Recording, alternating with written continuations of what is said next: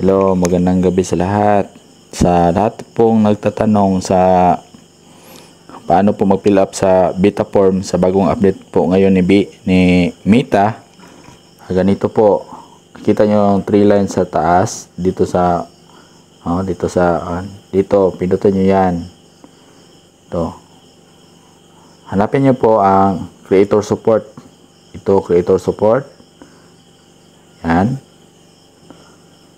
Diyan sa creator support, pinutin nyo po yung monetization.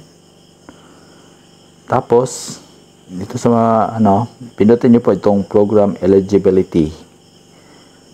Tapos, hanapin natin in-stream ads. Tapos dito, sa in-stream ads, pinutin po natin. Yan.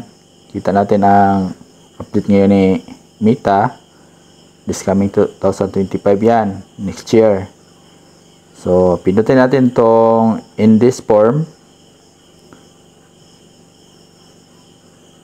Yan natin ha. Yan. Ito na po.